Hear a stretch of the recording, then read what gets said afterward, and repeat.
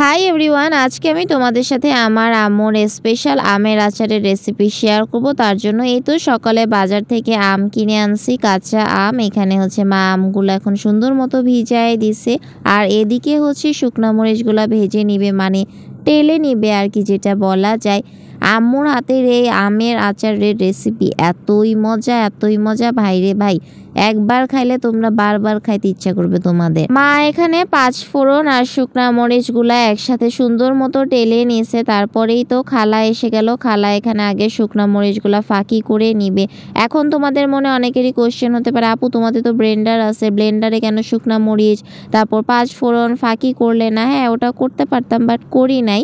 যেহেতু তোমাদের জন্য এত সুন্দর একটা স্পেশাল ভিডিও শেয়ার করব, তাই ভাবলাম একটু যদি ট্রেডিশনাল ভাবেই ভিডিওটা দেখানো যায় তবে মনে হয় একটু বেশি ভালো। তারপরেই তো দেখো শুকনা মরিচের ফাঁকি করা শেষ, তারপর 5 ফোড়নেরও ফাঁকি করা শেষ। আর এখানে হচ্ছে এই যে সরিষা বাটা, কালো সরিষা, মানে বাটে নাই আর কি, ভিজায় রাখছে, বাটবে আর কি, এটা বুঝছো। তারপর এই তো এখানে 5 ফোড়ন ফাঁকি করা শেষ, 5 ফোড়ন ফাঁকি, তারপর হচ্ছে শুকনা মরিচের ফাঁকি। শুকনা মরিচের ফাঁকি দেখে না একটা কথা মাথায় আসতেছে, যাক আর বললাম না। তারপর এই তো এখানে হচ্ছে সরিষাটাও বেটে ফেলছে। আর এইদিকে দেখো মার এই আমগুলা কাটতে যায়, এতই অবস্থা খারাপ হয়েছিল, কত ঘাটতেরা এই কাঁচা আম দেখছো। মানে ওরে আম্মু কাটতেই পারতেছে না, কোনোভাবেই কাটতে পারতেছে না। যুদ্ধ, রীতিমতো যুদ্ধ চলতেছে। আসলে আমাদের জীবনে না কম বেশি মানুষ আছে, তাই না? এই যে দেখো এই আম কাটতে যায়, আম্মু আম কাটতেই পারতেছে না, এতটাই কষ্ট হয়েছে। মানে সে হইতেছে তার পাকার বয়সে নেই, সে পাইকে গেছে, মানে এমন একটা অবস্থা। এই যে তারপর আবার তোমাদেরকে দেখাচ্ছে একটা হাস্যকর কাহিনী। এই দেখো আম কাটতে কাটতে আম্মু আর পারতেছে না বটি দিয়ে এইভাবে মানে ডিরেক্ট ফাটতে আমটাকে। তারপর কি করছে, পুতা দিয়ে দিছে একটা বাড়ি। আসলে না যেসব মানুষ ঘাটতারা না, তাদের যদি এরকম আর কি শায়েস্তা করা গেলে ভালোই হইতো, আমি এটাই মনে মনে ভাবতেছিলাম, তাই না? কি বলো? হ্যাঁ, আমি কিন্তু এটা মজা করছি, তোমরা আবার কেউ সিরিয়াসলি নিও না। আমার তো আবার ফানি পোস্ট অনেকেই আছে যে সিরিয়াসলি নিয়ে নেয়। এই যে দেখো মা পিটায় আমগুলোরে সোজা করতেছে, দেখছো? তারপরে এই যে দেখো এখানে আম সব কাটা শেষ। এখানে হচ্ছে এখন লবণ চিনি দিয়ে আম্মু হচ্ছে আম মাখায় রাখবে কিছুক্ষণ, যাতে আমগুলো আর কি মজে, মানে আমগুলো আর কি যাতে নরম নরম হয়ে আসে।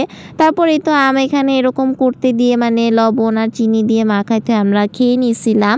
এই যে তারপর এখন চলে আসলাম, এখানে সরিষা তেল দিয়ে দিছে মা, তারপর হচ্ছে রসুন দিয়ে দিছে, গোটা রসুন আর কি, মানে কুচি কুচি রসুন আর কি। কিছুক্ষণ এই রসুনগুলা ভেজে নেবে, বাদামি হয়ে আসলে তারপর আর কি আম ছেড়ে দিবে।